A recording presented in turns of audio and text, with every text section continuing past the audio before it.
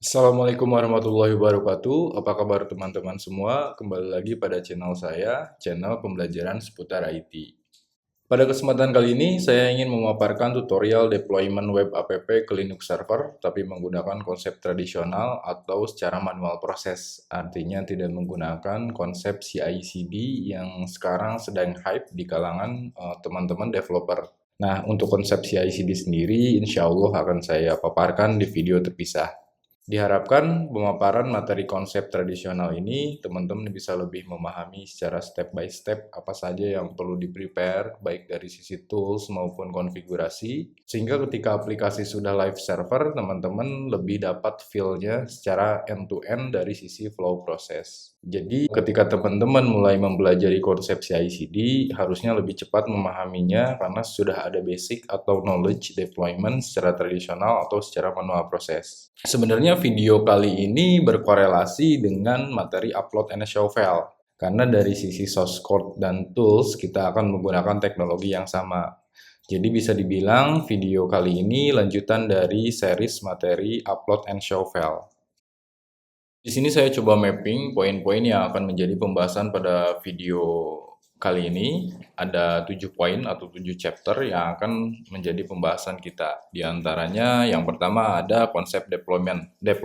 Pada part ini sekilas saya akan memaparkan kedua tools yaitu rsync dan git sebagai konsep deployment. Kemudian yang kedua ada Nginx. Nah, pada part ini, kita akan melakukan instalasi Nginx, kemudian memastikan status Nginx pada service daemon itu berjalan, kemudian ada konfigurasi firewall. Hal ini untuk memastikan bahwa port 80 milik HTTP ataupun port 443 miliknya HTTPS itu sudah di-open. Kemudian kita akan memastikan Nginx itu berjalan dari sisi browser. Nah, kemudian pada poin ketiga itu ada PM2. Nah, pada part ini kita akan melakukan instalasi Node Version Manager. Karena untuk melakukan instalasi PM2 kita perlu Node.js dan npm. Korelasinya apa? Nanti akan saya jelaskan ketika video memasuki pembahasan chapter ketiga ini. Nah, kemudian pada poin keempat itu ada Git. Pada part ini kita akan melakukan instalasi Git, kemudian kita akan melakukan konfigurasi Git global menggunakan email yang sudah di-assign pada repository Git. Kemudian terakhir, kita akan melakukan pulling source code ke server kita. Pada poin kelima, ada konfigurasi blok server di Nginx dan running PM2. Pada part ini, kita akan melakukan konfigurasi blok server pada Nginx agar aplikasi kita bisa dipublish di live server, kemudian setup PM2 untuk running backend atau API kita. Nah, kemudian pada part ke-6 itu ada testing web app. Pada part ini kita akan menguji aplikasi yang sudah kita deploy. Nah, kemudian pada part terakhir itu ada rsync. Pada part terakhir ini kita akan implementasi script program pada file packet.json baik dari sisi front-end maupun back-end agar bisa menjalankan perintah rsync. Biasanya saya melakukan deployment secara tradisional menggunakan dua metode. Yang pertama rsync, yang kedua git. Rsync sendiri salah satu tools di Linux. Fungsi rsync sendiri digunakan untuk melakukan sinkronisasi dan transfer file. Nah, kita akan memanfaatkan fitur transfer file dari lokal komputer ke server. Jadi pada prakteknya, jika kita seorang DevOps, kemudian pada Git ada update yang dilakukan oleh programmer, maka DevOps tersebut akan melakukan pulling ke lokal komputer yang selanjutnya DevOps tersebut akan melakukan proses deployment menggunakan rsync. Yang kedua menggunakan Git. Konsepnya kita install Git di server kita, kemudian jika ada update di setiap file source code, maka kita akan melakukan pulling dari repository project ke server milik kita. Kurang lebih konsepnya sama ketika kita melakukan pulling dari lokal komputer kita. Pada prakteknya, di video kali ini saya akan mencoba memaparkan kedua metode tersebut. Sebagai informasi tambahan saja, di sini saya menggunakan VPS dengan OS Ubuntu. Jadi bagi teman-teman yang mengikuti materi ini, harap sediakan satu buah server supaya bisa langsung praktek.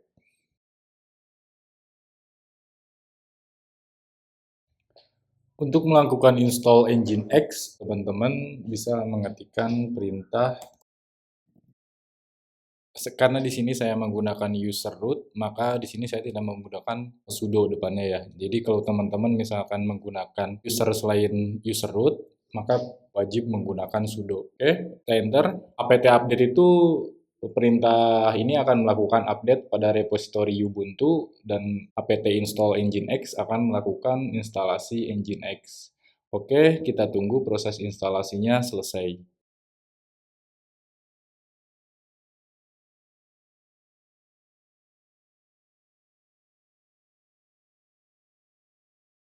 Oke, setelah proses instalasinya selesai, kita clear dulu.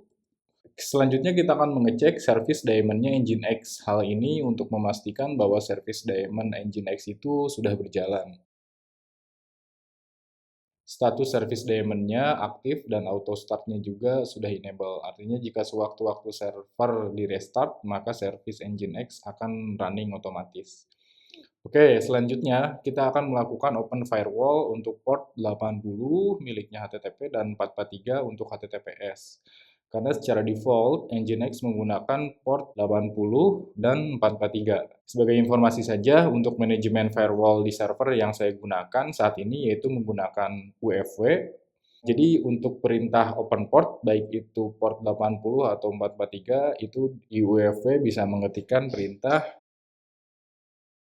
Nah, kemudian kita cek status UFW-nya ya. Nah, Nginx full-nya sudah di-open ya. Kemudian untuk melihat profile Nginx full ini dan untuk memastikan bahwa port yang di-open itu adalah port 80 dan 443, teman-teman bisa mengetikkan perintah. Maka dengan perintah ini kita bisa lihat ya bahwa port 80 dan 443 itu sudah di-open. Untuk memastikan server Nginx sudah bisa diakses via browser, kita bisa cek di browser dengan memasukkan IP server kita di URL browser. Oke, kita cek. Jika tampilannya seperti ini, maka sejauh ini kita sudah berhasil menampilkan default tampilan web server Nginx. Oke, selanjutnya kita masuk ke pembahasan PM2, tapi sebelumnya kita clear dulu. Seperti yang sudah saya sampaikan di awal, bahwa sebelum melakukan install PM2, terlebih dahulu kita akan melakukan install NVM atau Node Version Manager. Nah, NVM ini adalah sebuah tools yang untuk mengelola instalasi Node.js atau manajemen versi Node.js. Dengan kata lain, setelah kita melakukan install NVM, maka kita bisa melakukan instalasi Node.js dengan menyesuaikan versinya. Nah, sebenarnya dengan teman-teman langsung melakukan install Node.js itu bisa, hanya saja menurut point of view saya akan lebih mudah jika melakukan install via NVM. Karena manajemen version dari Node.js bisa kita switch ke versi yang lain jika kedepannya aplikasi kita perlu downgrade atau upgrade versi Node.js. Nah, sebagai informasi tambahan saja, ketika kita melakukan install Node.js, maka sudah include dengan NPM atau Node Package Manager. Nah, karena untuk melakukan instalasi PM2 kita perlu NPM. Sedangkan PM2 sendiri adalah sebuah tools manajemen proses untuk mengelola, monitoring, clustering, bahkan logging untuk aplikasi yang running based on Node.js. Dengan kata lain, PM2 ini membutuhkan Node.js agar bisa running. Untuk melakukan instalasi NVM bisa via CURL ataupun widget. Ya, tinggal pilih salah satu. Namun di sini saya menggunakan CURL, jadi pastikan CURL sudah terinstall di server teman-teman.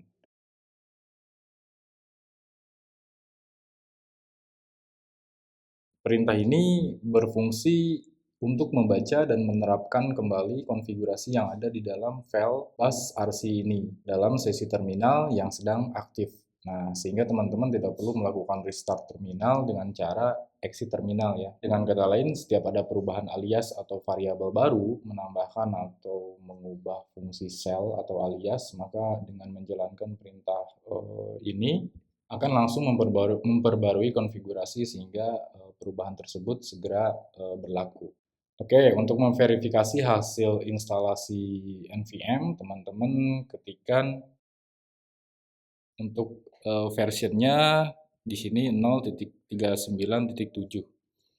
Oke, selanjutnya kita akan melakukan install JS. Nah, maka ketikkan Nah, perintah ini berfungsi untuk proses instalasi secara spesifik menyebutkan versi Node.js yang akan kita install. Karena pada video konten upload and show file, kita menggunakan versi Node.js 18.15.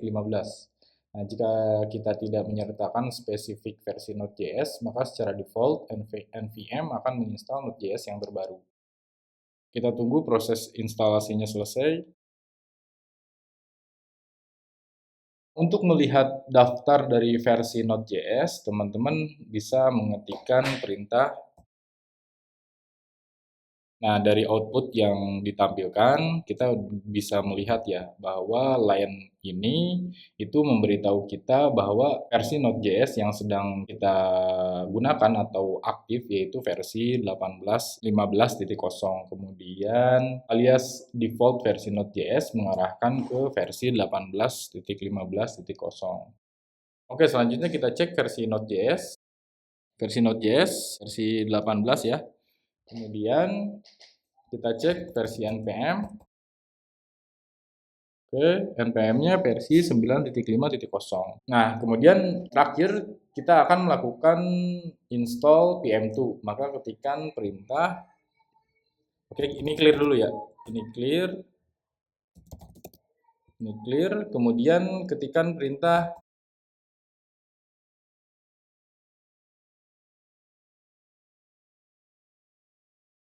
Oke, kemudian kita cek versi pm2.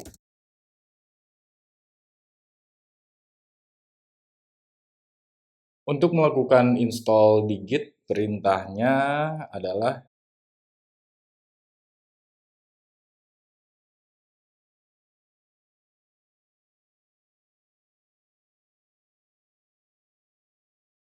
setelah kita melakukan instalasi Git serta kita mengecek versi Git-nya, selanjutnya kita perlu melakukan konfigurasi dengan nama pengguna dan alamat email secara global. Ini penting karena setiap perubahan yang kita buat akan menggunakan informasi ini dalam mencatat commit ke Git-nya. Oke, kita config dulu.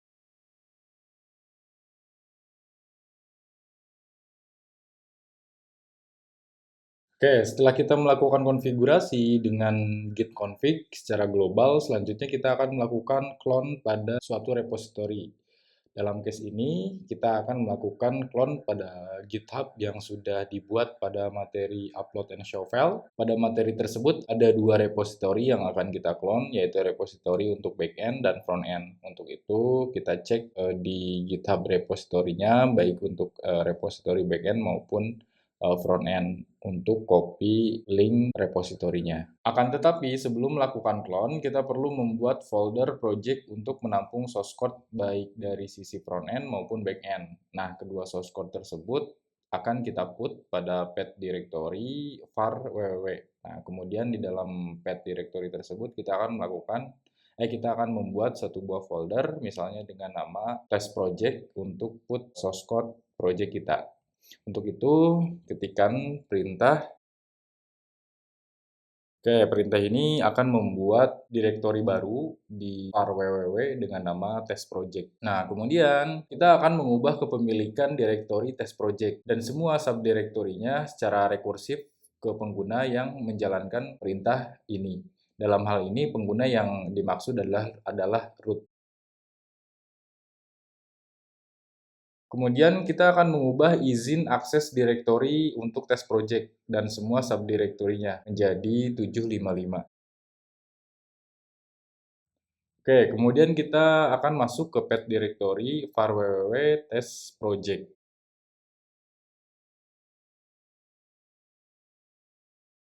Nah, terakhir kita clone repository dari frontend maupun backend. Untuk itu, kita cek dulu repository yang akan kita clone untuk kita copy link repositorinya. Nah, ini ada dua repository ya, frontend dan backend. Nah, kita masuk dulu ke repository frontend. Di sini kita copy link repositorinya. Kemudian kita masuk ke terminal lagi.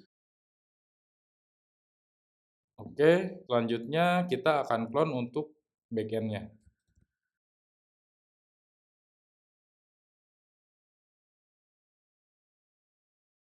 Oke, kita cek. Oke, dua direktori hasil clone dari Git sudah berhasil ya. Setelah melakukan cloning, kita perlu install node modulnya dari masing-masing source code project, baik itu dari sisi frontend maupun dari sisi backend. Nah, untuk itu kita masuk dulu ke folder frontend. Selanjutnya, kita ketikkan. Oke, ini akan melakukan install untuk Node modulnya ya. Kita tunggu sampai proses instalasi Node modulnya selesai.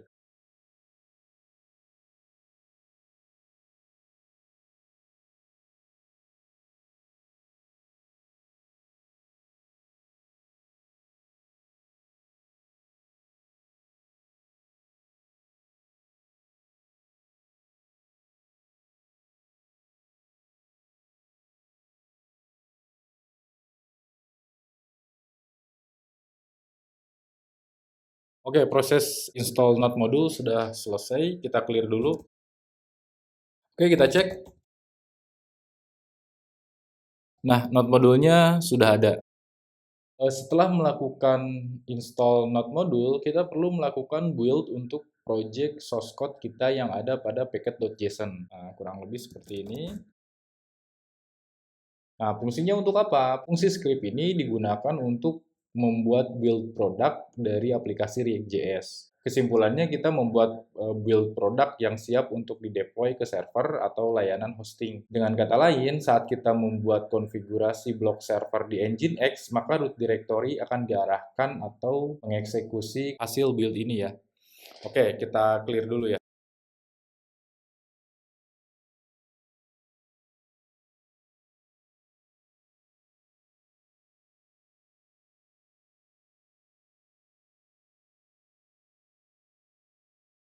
Oke, proses build sudah selesai.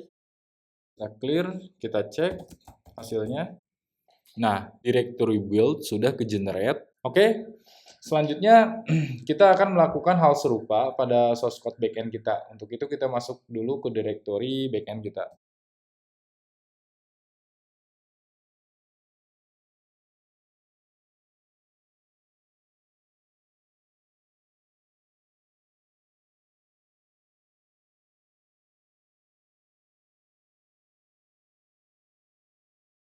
Oke, instalasi node modul sudah selesai.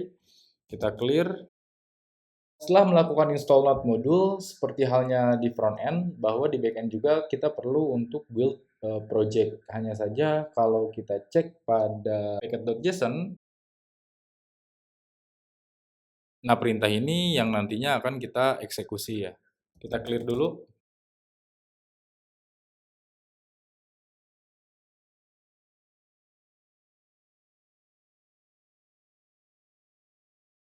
Oke, ada dua step lagi yang akan kita lakukan ya.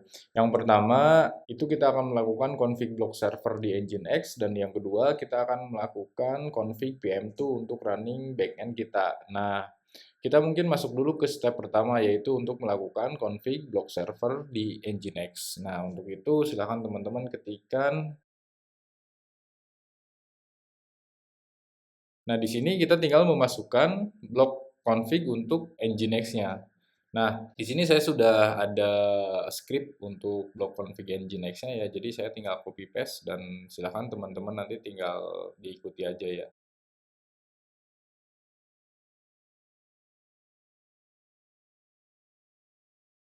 Di sini saya menggunakan port 80 ya. Nah, jadi pastikan untuk port 80 ini di firewall-nya sudah di-open di server teman-teman.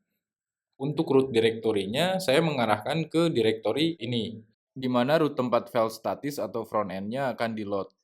Nah, kemudian untuk server name-nya di sini adalah alamat IP saya sendiri. Nah, ini tinggal disesuaikan dengan alamat IP teman-teman. Jika teman-teman sudah mengimplementasikan SSL beserta domainnya, alamat IP tinggal diganti aja dengan nama domain teman-teman sendiri.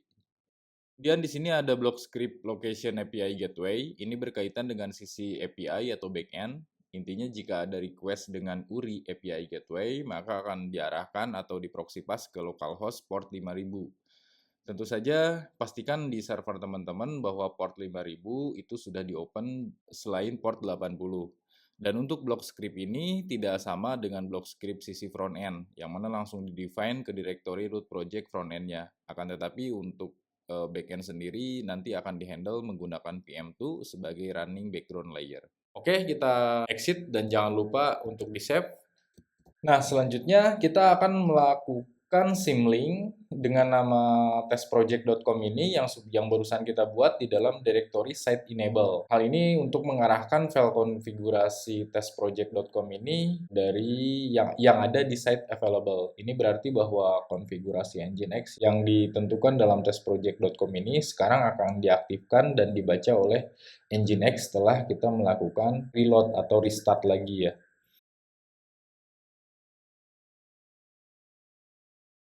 Secara default, port 80 itu sudah diimplementasikan pada block server file default yang ada di directory site enable ini, site enable dan site available. Nah, kita coba cek ya.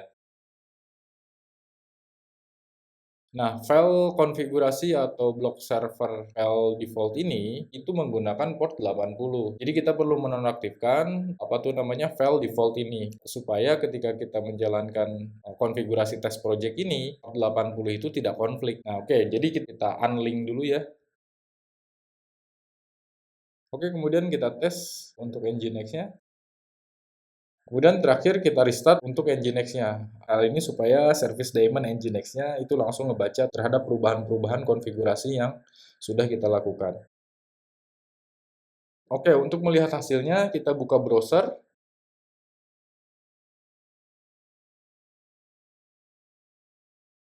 Dari sisi front end ini sudah berjalan ya. Nah, sisanya itu berarti dari sisi back end-nya.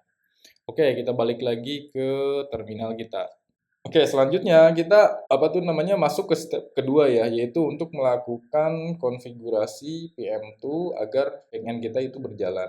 Nah, yang pertama-tama kita masuk dulu ke directory backend project kita. Oke, kita clear dulu. Nah, kemudian dari sini kita ketikkan. Nah, perintah ini kita akan mengimplementasikan background layer process manager dengan nama API test project. Dan source code yang akan dibaca itu di dalam directory this dan file index.js. Nah, kita enter. Nah, kurang lebih tampilannya seperti ini. Oke, backend kita sudah dibuat. Oke, kita langsung testing saja untuk melakukan upload ataupun show file pada browser. Oke. Nah, sudah berhasil ya. Oke.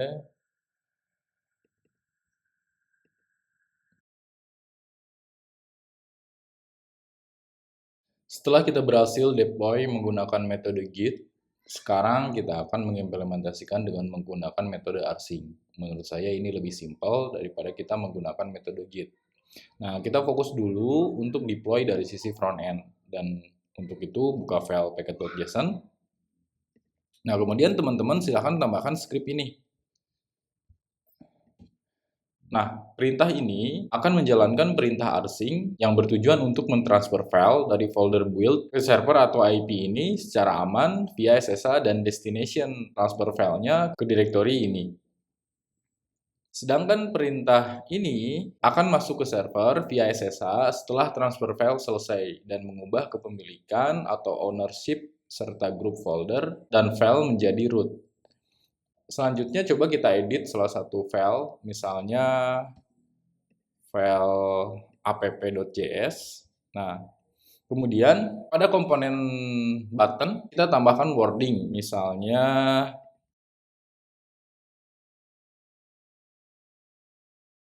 hal ini sebagai testing saja agar perubahan aplikasi di server terlihat. Nah, selanjutnya jangan lupa kita save. Selanjutnya kita akan build terlebih dahulu agar perubahan file barusan terkompil pada React.js. Untuk itu kita akses terminal. Nah, kemudian kita ketikkan npm run build. Nah, dengan perintah tersebut, React.js akan melakukan build product atau compile seluruh source code kita agar siap dideploy ke server. Hal ini untuk memastikan bahwa aplikasi yang kita buat dapat berjalan dengan baik di browser. Nah, jika sudah selesai, maka akan terlihat terlihat folder build yang siap dideploy ke server. Dan perlu teman-teman ketahui ya, untuk React.js sendiri ketika dideploy ke server, maka yang diperlukan hanya file hasil dari folder build ini. Dengan kata lain, folder yang ada di src, public, module itu tidak diperlukan untuk proses deployment ya. Nah, kemudian terakhir kita akan melakukan deploy ke server menggunakan rsync. Dengan itu ketikan perintah npm run deploy, yaitu kita akan menjalankan perintah ini atau script ini. Nah, jangan lupa masukkan password SSH root-nya ya.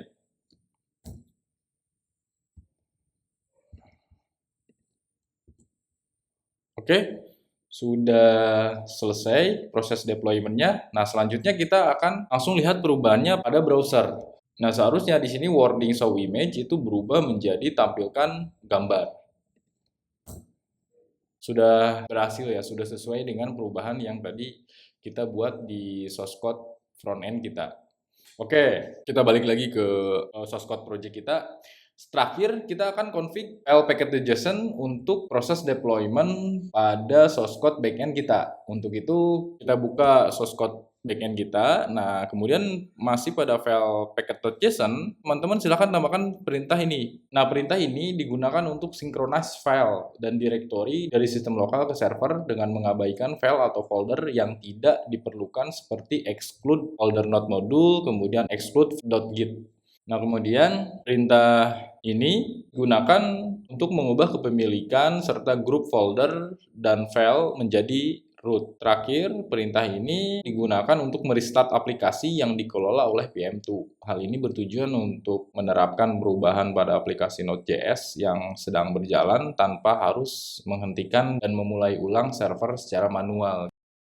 Seperti halnya pada front-end, kita juga akan melakukan edit pada file back-end agar terlihat perubahannya saat deployment.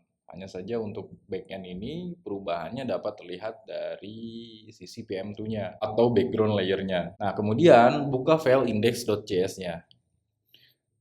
Oke, nah pada file index.js di sini, ini terdapat script console.log dengan wording connection to port. Konsol tersebut akan terlihat outputnya pada PM2 logs. Nah, nanti perubahannya akan terlihat di PM2 logs ini. Kemudian kita rubah wording connection to port menjadi terhubung ke port. Oke, selanjutnya kita build terlebih dahulu agar perubahan filenya ke-compile pada source code backend lokal kita. Untuk itu, buat terminal baru. Kemudian ketikkan perintah npm run build. Nah, setelah kita melakukan perintah npm run build, semua folder yang ada di dalam folder src itu akan tercompile ke dalam folder disk ini. Nah, sehingga source code yang ada pada folder disk siap untuk deploy. Hal ini untuk memastikan bahwa source code kita aman dijalankan di berbagai environment. Nah, terakhir kita ketikkan perintah npm run deploy, yaitu untuk menjalankan script ini. Di sini saya copy paste ya untuk password SSH-nya. Oke, sudah berhasil. Untuk melihat perubahannya, kita buka server kita. Oke, sudah terlihat ya teman-teman perubahannya. Yang tadinya console.log-nya adalah connection to port 5000, sekarang menjadi terhubung ke port 5000. Oke, teman-teman, mungkin ini terakhir masukan dari saya. Jadi dari sisi front end yang perlu teman-teman sesuaikan adalah ketika proses upload. Nah, di proses upload jika kita running dari sisi localhost itu URL-nya seperti ini atau proses hit API-nya seperti ini. Nah, tapi kalau misalkan aplikasi udah di-deploy ke sisi server, localhost-nya tentu kita ganti dengan alamat IP kita atau alamat server kita. Nah, kemudian di sini kita tambahkan block location untuk sisi Nginx-nya yang tadi saya pernah singgung sebelumnya, yaitu terkait block location untuk API gateway. Nah, begitupun dengan proses show filenya ya di sini nih. Nah, kurang lebih ini sama ya. Oke teman-teman, itu saja mungkin untuk video kali ini. Mudah-mudahan video ini bermanfaat untuk pembelajaran teman-teman. Sampai bertemu lagi di video selanjutnya. Saya izin tutup. Assalamualaikum warahmatullahi wabarakatuh.